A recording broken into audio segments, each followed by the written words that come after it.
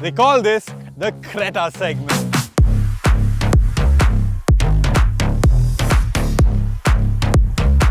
This thing is pin drop silent. जोर से बोल के लोगों को स्कीमें बता दे. Honestly, it feels very Japanese. अभी मजा आएगा ना भिड़ो. Every time I get into a Volkswagen Taigun's driver's seat, I have a big fat smile. कौन है ये लोग? The steering is a little lifeless and dead. I would have liked a little bit more. अबे साले. It's not as soul tickling. I don't know how to describe it, but it feels very typically Honda. एकदम कड़क माल.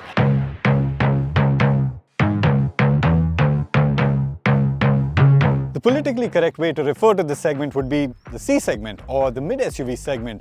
But people call it the Creta segment because the Creta is the SUV that blew this segment up. It may not have been the first, and here is where we must doff our hat to the Duster, but the Creta, it was the best, and it made everybody realize that there are numbers to hit and there are profits to be made in this segment.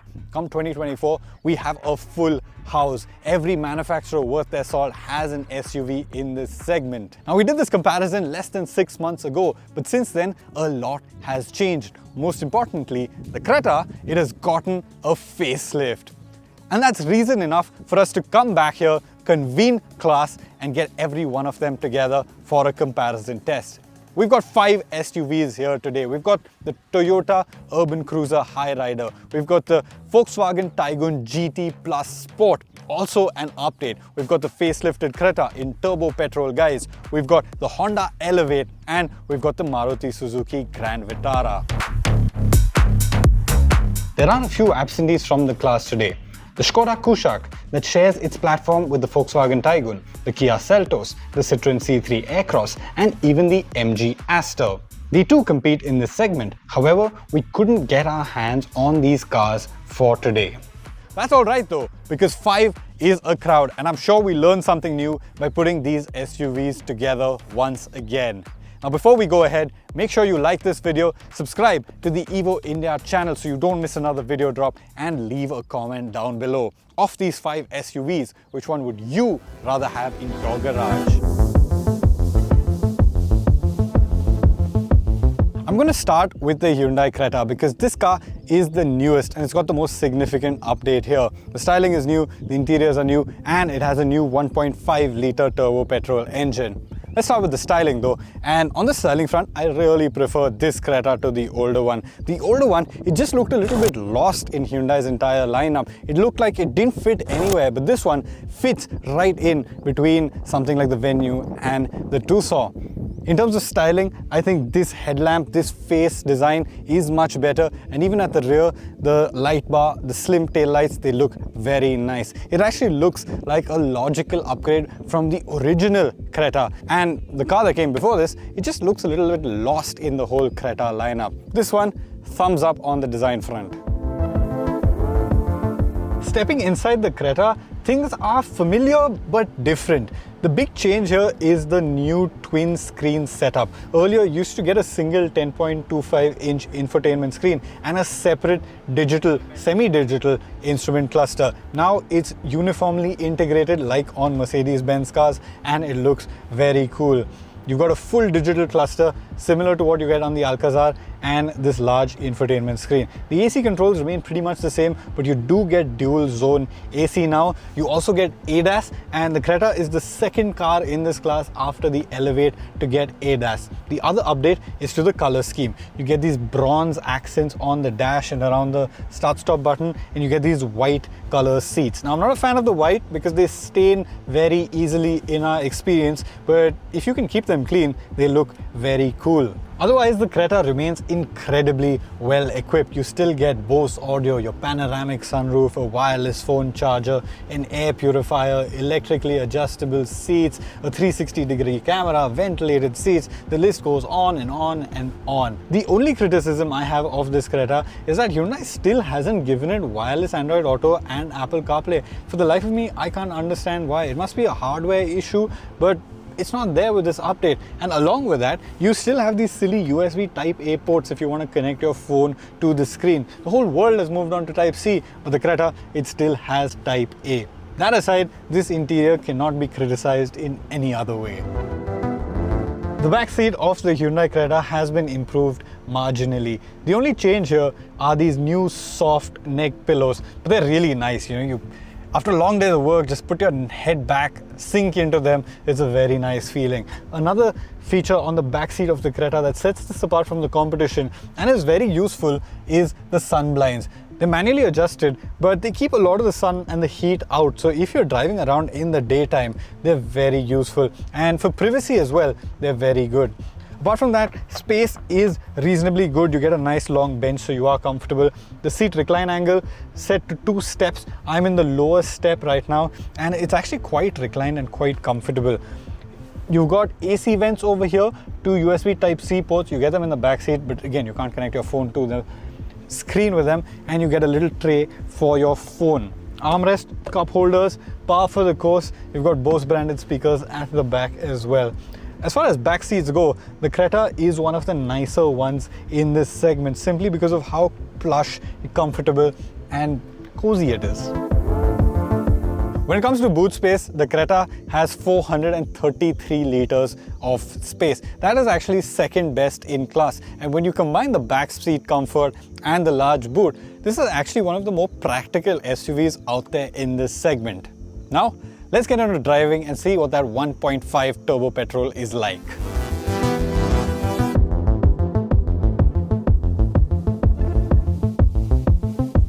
Now we're in the hot seat of the Hyundai Creta, and the big news here is the new 1.5 TGDI engine. This is not a new engine. We've used it a fair bit before. It's in our Hyundai Verna long-termer. It's also in the Kia Seltos, in the Alcazar. So we've seen it before. We've driven it before. We know what it's like. But it's the first time it's in the Creta. In terms of outputs, 158 bhp, 253 Nm of torque. That puts this top of the class on paper when it comes to power and torque figures. However, if you haven't seen our drag race video between the Creta and the Taigun GT, I highly recommend you do it. We'll put a link in the video right now and also in the description. But spoiler alert, the Creta loses. The Taigun is the faster car despite being down on power.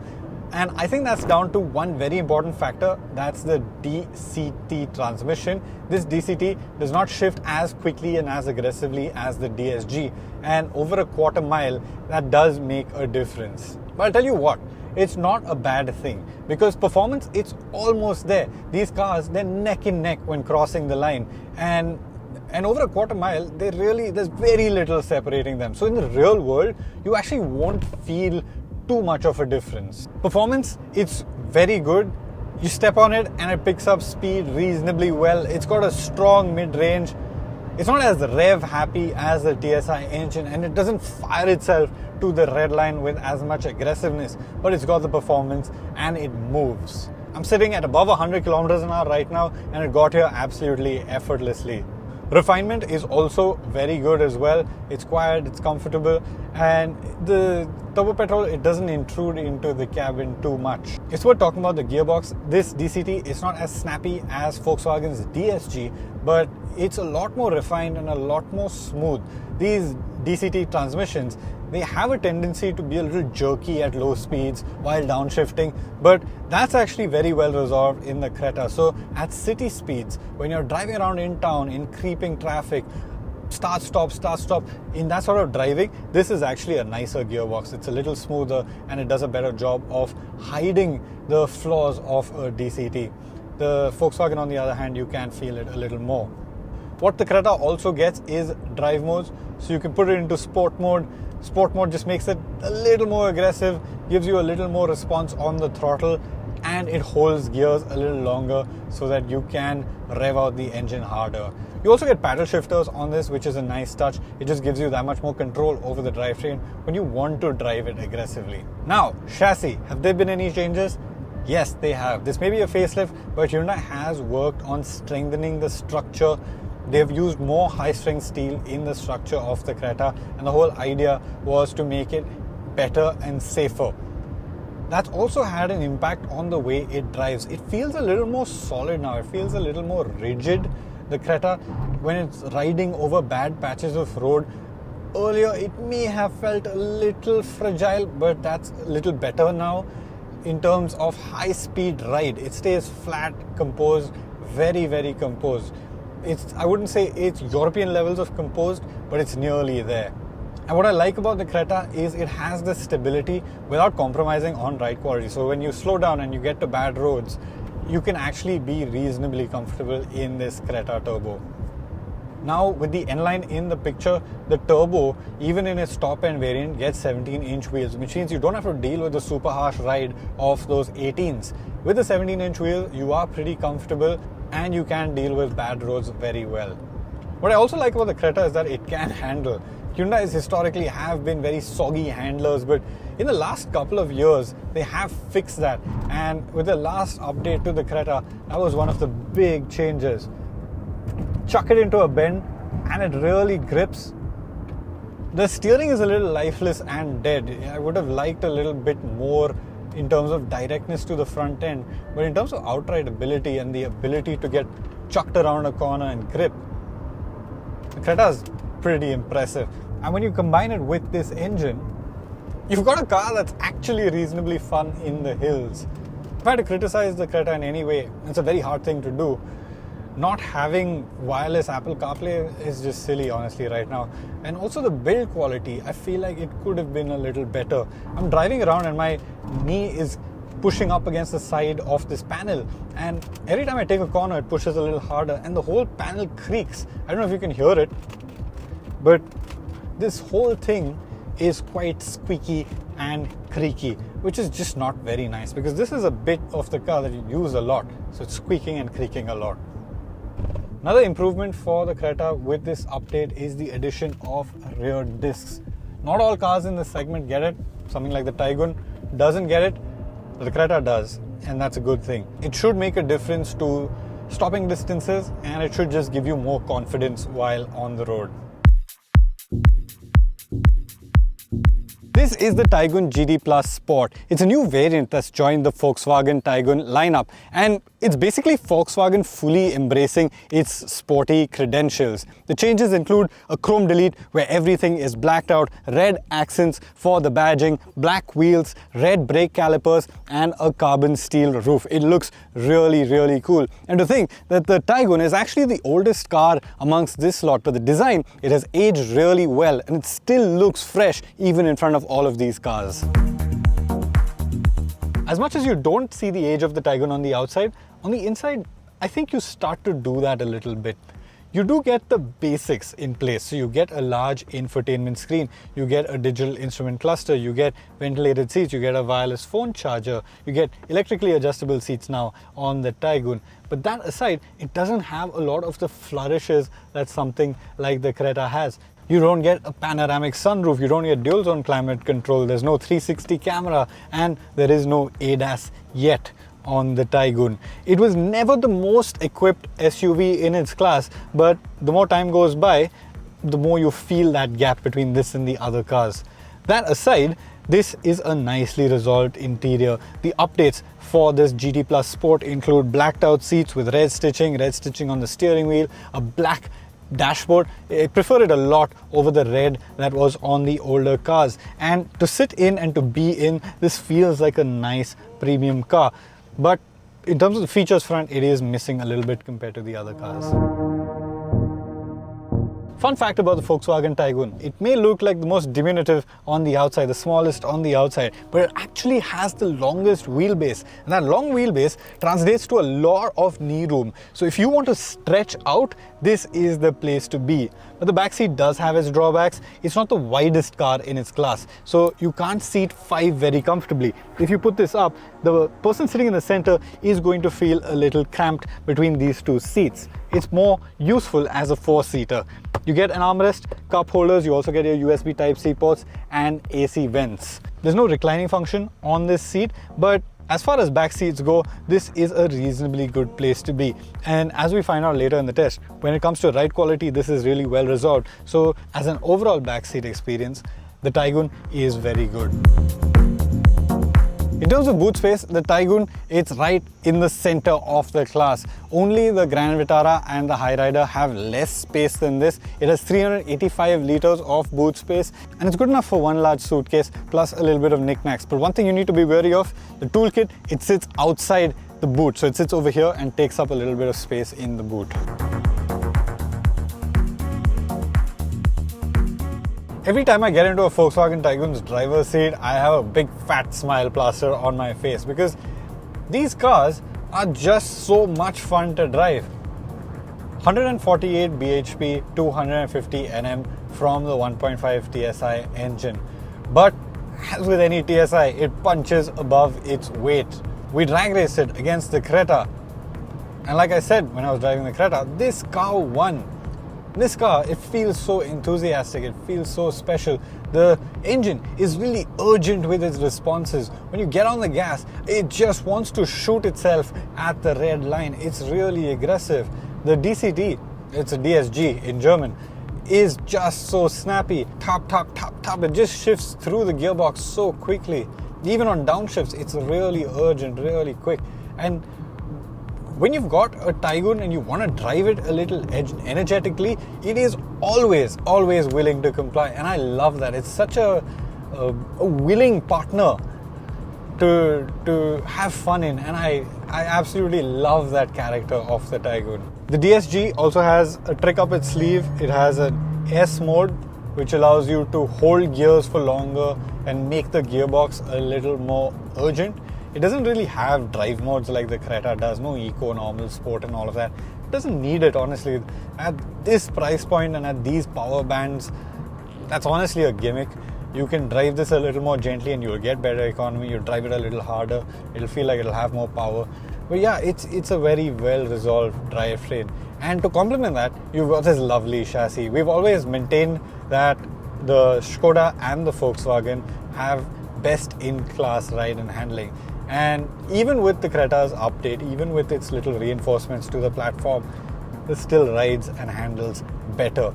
It's just so planted and so composed. Over bad roads, this deals with potholes and bumps and undulations with a lot of composure. You know, it'll take the bump and then it'll settle quickly and you can be back on it very fast. Like that little culvert over there. You just, you're off it and you're settled and ready to go. High-speed stability also is best in class. This thing is really stable, really planted. I would have liked a little bit more weight from the steering wheel, a little bit more feel.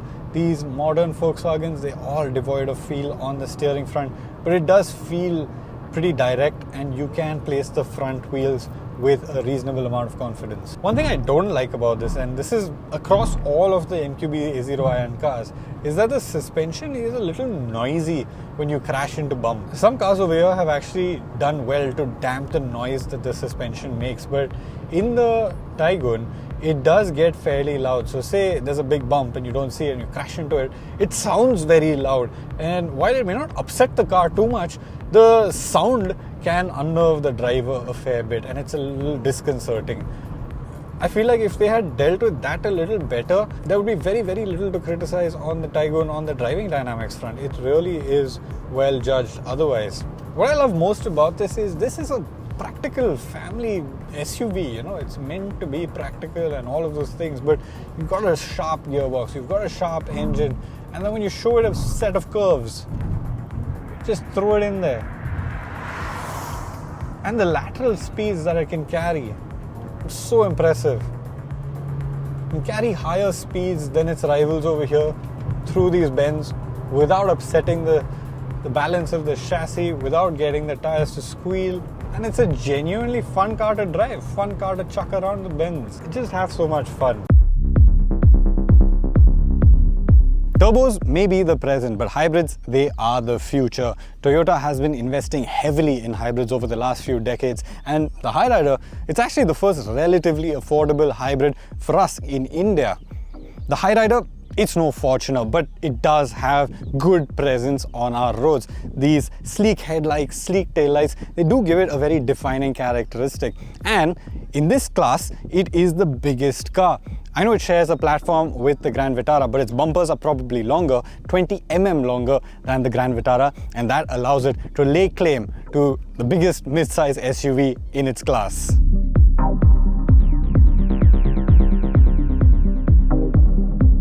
We're in the cabin of the Toyota Urban Cruiser Hyryder, and you could believe very well that you're in a Maruti because there's a lot of Maruti parts bin stuff going on. This screen, the AC controls, the gear shifter, the steering wheel, even the start-stop button and all of the controls on this side are basically Maruti parts bin stuff. This particular smart hybrid variant of the Hyryder, it's actually very well equipped. You get a large infotainment screen, you get climate control, not dual zone, single zone, but you get a head-up display, you get a digital instrument cluster, you get a 360-degree camera, you get an air purifier, wireless phone charger, you get manually adjustable seats, but you do get cooled seats. You also get a massive panoramic sunroof, but I have one big grouse with this roof. This flappy little cloth, it does nothing in the summer. I'm bald. I feel all of the sun on my bald head all of the time when I'm in this car, and it's not fun. These guys, they should have put a proper firm board screen which would have cut out more light and more heat. That aside, this is a very logically laid out cabin. Everything is placed where it needs to be. Everything falls to hand easily. But if I have one criticism of it, it's that it just doesn't feel as special. The Creta's cabin with its light colors and those bronze finishes, they've been elevated. There's a lot of digital real estate as well. But this, it shares basically a lot of parts with something like a Baleno or now even the Swift, and that sort of drags its interior down a little bit, just in terms of the visual impact and the sense of occasion. Welcome to the back seat of the Toyota Urban Cruiser Hyryder. In terms of space, knee room is not bad. This is a reasonably long car in terms of its wheelbase, and you do have the space inside the car, but headroom is a little compromised. I'm 5'10" and I've got about an inch and a half of space. It's not too much on top right now. If you're a little taller, you will find this cramped.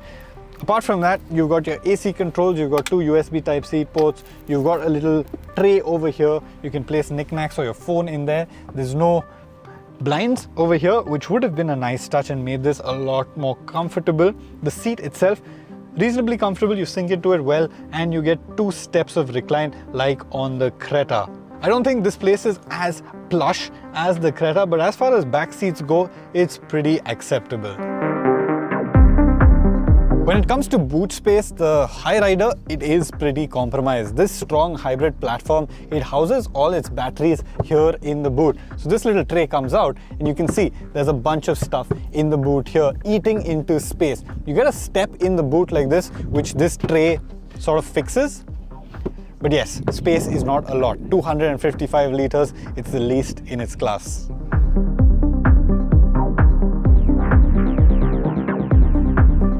Jump into the Hyryder, and the first thing you notice when you set off is how quiet it is. This thing is pin drop silent because it does have an EV mode. You can lock it in there with the EV mode button over here, but by default, if it has enough charge in the battery, it will set off in EV mode, and that's a really nice experience. Because it's quiet, it's silent, it's refined, there's no vibes. You just creep out of wherever you are in absolute stealthy silence. And then once you're on the go, the engine kicks in. You know, if you ask for a lot of acceleration, or if you cross a specific speed, or if the battery charge gets too low. And that's the beauty of the hybrid. You get the best of both worlds. You get that quietness, refinement of the battery, plus you get the combined performance of both the electric motor and the ICE motor. In terms of total power output, the system makes 114 bhp. On its own, the motor makes about 79 bhp. And they obviously don't make peak power at the same time, which is why it's not a straight up addition, but the engine plus the motor comes around 114 bhp. The torque of the engine is 122 Nm and the motor is about 141 Nm. Now, Toyota doesn't give a combined torque figure, but in terms of performance, this is reasonably good. Hybrids do two things. They help with efficiency and they help with performance. And while this one is obviously primarily focused around efficiency, performance is not too bad either. You get on it and it feels nice, it feels torquey. you get an instantaneous response because of the e-motors. So there's no turbo lag that you would feel in the Creta or the Taigun, and that instant response just makes you feel a little more connected to the car. It feels like it's a really nice car to drive. When you're looking to make an overtake, when you're looking to make a quick pass on the highway, this car does respond very willingly because that e-motor can deliver torque from 0 RPM. That said, this engine, it is a 3-cylinder, and when you really rev it out, it does make a little bit of vibration and noise. Plus it's mated to a CVT, so that's a little more exaggerated because of the rubber band effect. So in terms of refinement,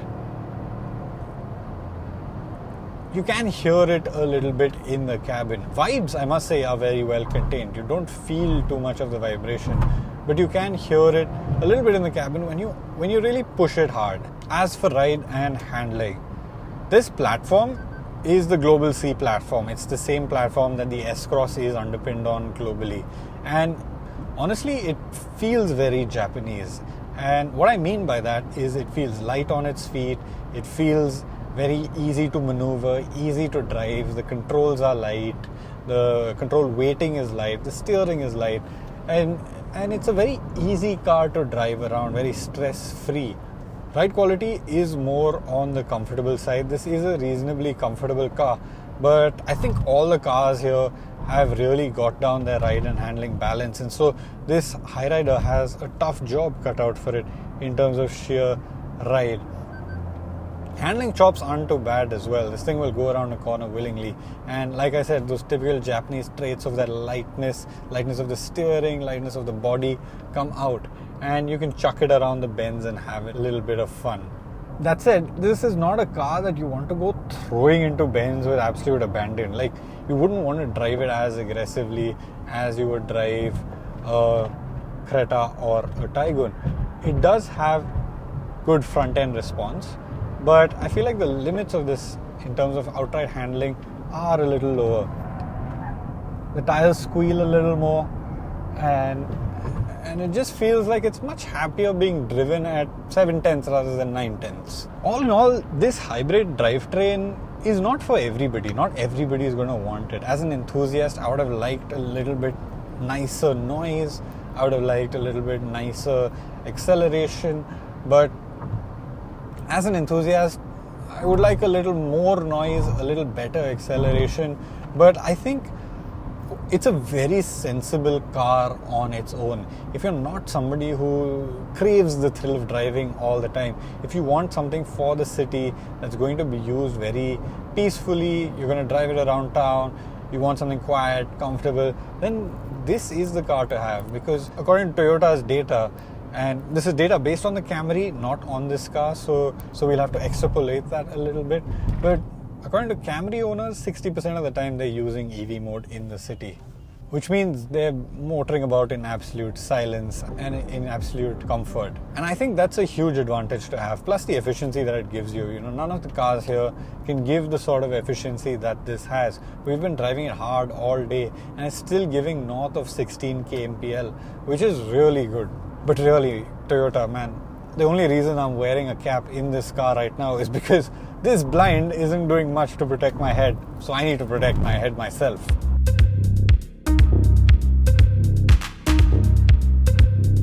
Fun fact, the Maruti Suzuki Grand Vitara may be badged as Suzuki, but is actually manufactured in Toyota's plant on the same line as the Toyota Hyryder. But that said, this is still very much a Suzuki. This car is based on Suzuki's Global C platform, and this 1.5 mild hybrid engine is actually Suzuki's contribution to this whole program. On the styling front, I actually like how the Grand Vitara looks. It's just as large and just as imposing as the Hyryder, but the details, the styling elements on this look much better resolved in my opinion. I like how this grille looks, I like the headlamps, and from the rear as well, it looks very, very cool.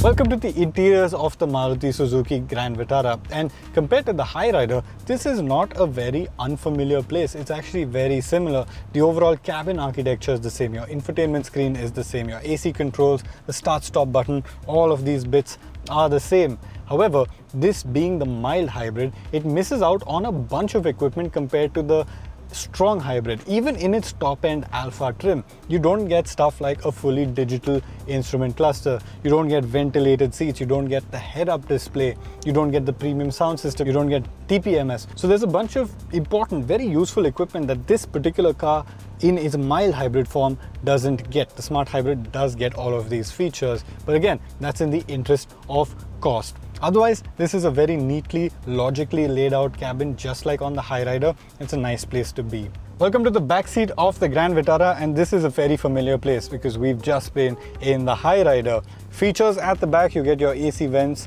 with manual adjustment, you get 2 USB-C ports, which should be a mandate in this class now, and your back seat is reasonably comfortable. You get an armrest with cup holders and you get a 2-step adjustable back seat. Along with the Creta, the Hyryder and the Grand Vitara are the only other cars in the segment with a 2-step adjustable back seat. When it comes to boot space, the Grand Vitara, it has 373 liters. That's not the best in class, it's not the worst in class either. It is more than the strong hybrid versions of the Grand Vitara and the Hyryder. The strong hybrids, the batteries are in the boot, so it takes up more space. That's freed up for this mild hybrid variant.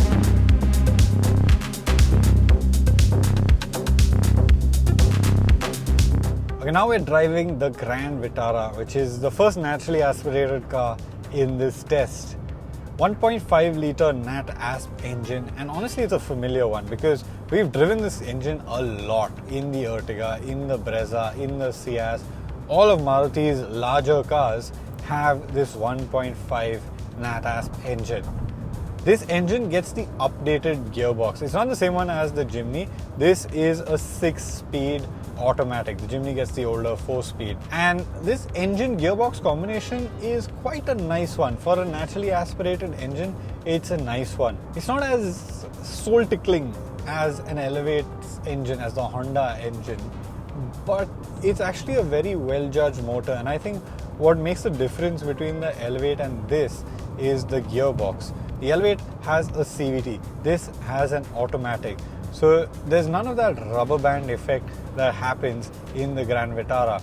And because of that, it feels like a more natural engine to drive. It feels like your requests for performance are met without that rubber band effect.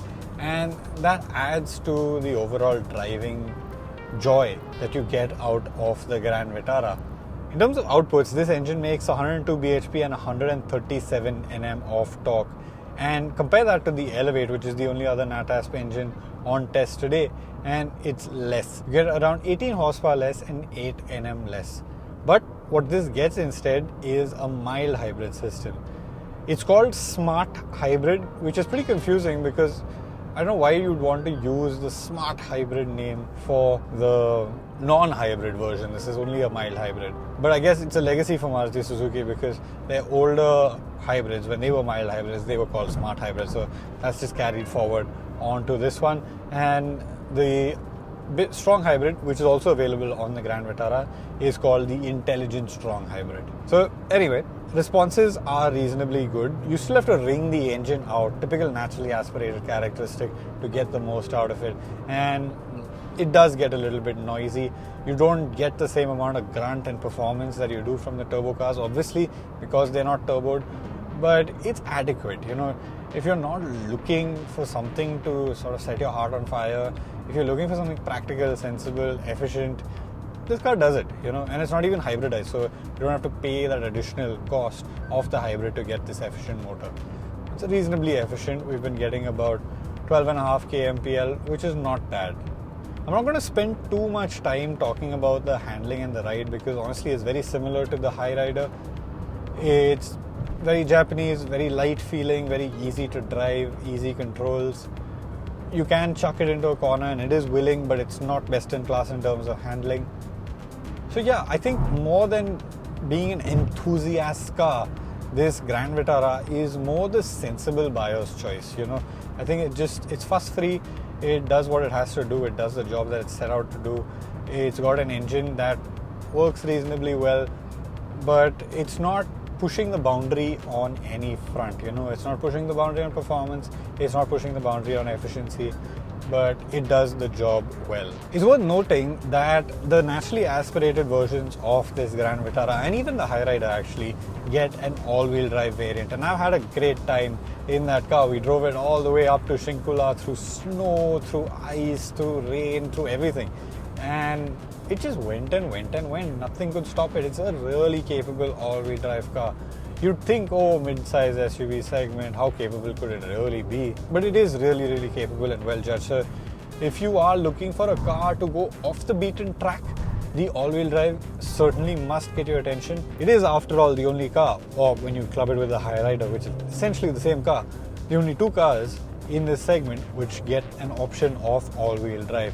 And I think that legitimizes their SUV credentials even more than the rest of the class over here. That 4x4 tag, it means something. All grip over here on the Maruti Suzuki, it means something, and it genuinely lends capability to the car.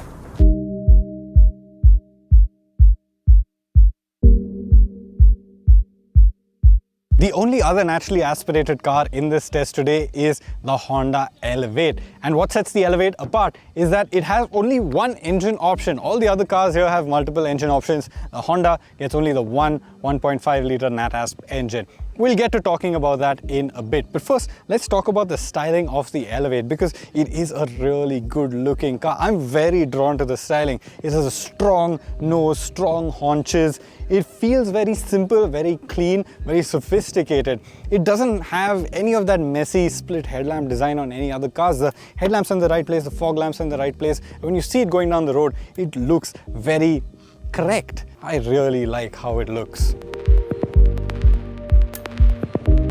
Step inside the Honda Elevate, and this is actually a very nice, calming place to be, because the cabin is very logically laid out, it's very sensibly done. You get hard buttons for the important stuff.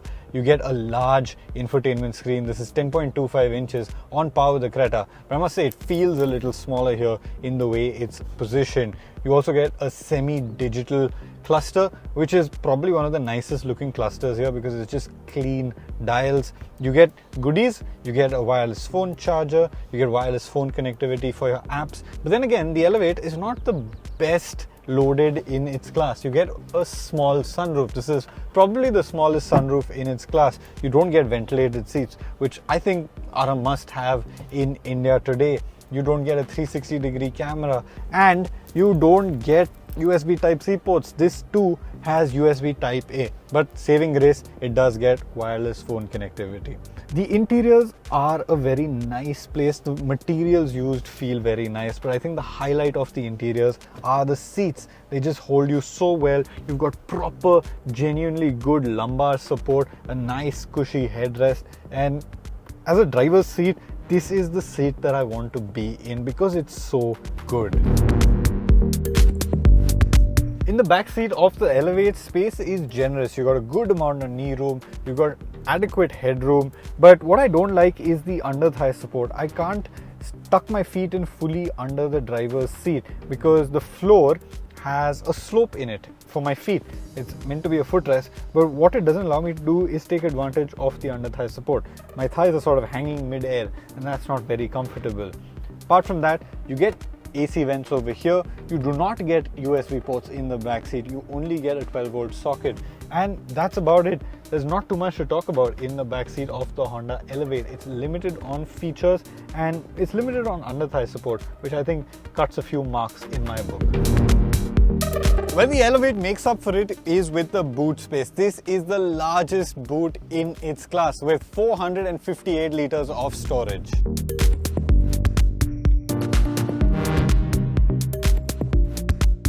Okay, impressions of the Honda Elevate from the driver's seat. I don't know how to describe it, but it feels very typically Honda. From the time you get into the car and you set off, everything feels very light. The steering is light, the controls are light, the car feels very light itself over bad patches of road, and even the engine is so typically Honda. Now you need to realize that this is basically a Honda City on stilts. It's a Honda City with good ground clearance. You get the same 1.5 litre naturally aspirated IV Tech engine under the hood.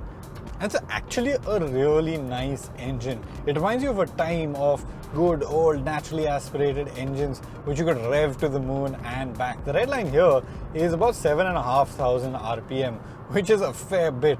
It's smooth, it's refined, it makes nice noises, and it's got enough punch. For a naturally aspirated engine, I must say, it's got decent punch.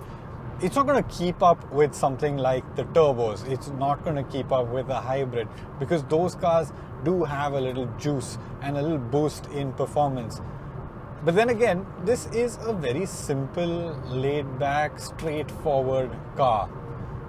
What I don't like about the engine is that if you want to get good performance out of it, you want to get solid performance out of it, you're going to have to really keicho it. You're going to have to slam the accelerator down, let the revs rise, push it hard towards the red line, and that's when you get proper acceleration out of it. And when you do that, it sounds fairly loud. But like I said, it's a pleasant sound, but it sounds loud. The only drawback with this particular car is it's the automatic, which means you get a lot of that rubber band effect of the CVT in the car. So the sound isn't as pure as you would have liked it to be. If this was a manual, it would have been so much fun. You had complete control over the ratios, you could ring it out to the red line, shift at the red line.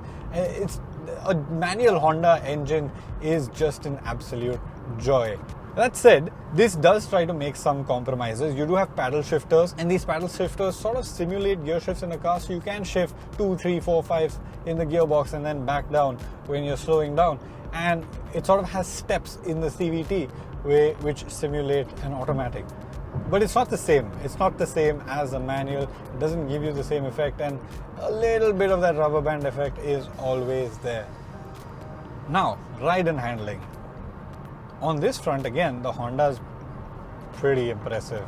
You know, you tend to look past it because of its very simplistic, basic looks. But when you get inside and you start driving, you realize what a well-engineered car this is. And it actually reminds you of the Honda City, but with a little more ground clearance. Just like that car, you know, it rides really beautifully across our roads.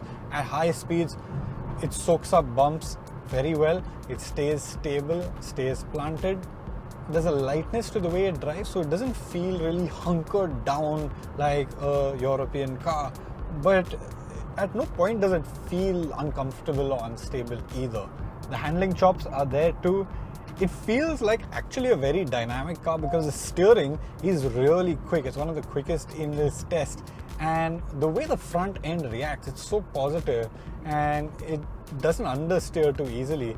So you actually feel quite confident, and you can have a little bit of fun behind the wheel of this car. You know, you can start pushing your limits because it's so friendly, drive it a little bit harder, and sort of derive joy from pushing it a little harder every time you drive it.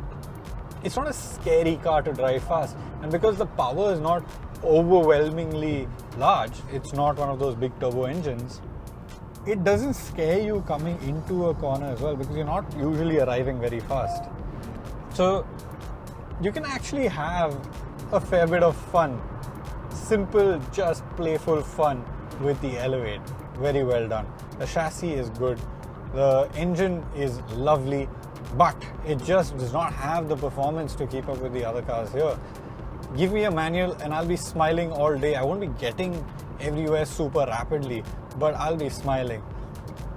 But when you put it in front of something like a 1.5 TSI, that just overshadows this in terms of outright grunt. The torque that those cars have is phenomenal. Otherwise, hats off to Honda for making this. They were a little late to the party, but I think they've hit the nail on the head with what they needed to do here. They've got good seats, a nice clean interior, no fussy business. They've got ADAS, so it's well equipped as well, but there's no fussy business going on here. There's nothing over the top, nothing loud and shouty. It's very reserved, very calm. Even the cabin, you know, it's just simple, clean lines, nothing out of place, nothing overly ostentatious, no exaggerated design elements to try and make a statement, anything of the sort. It's just clean, simple, the way I like my cars, honestly.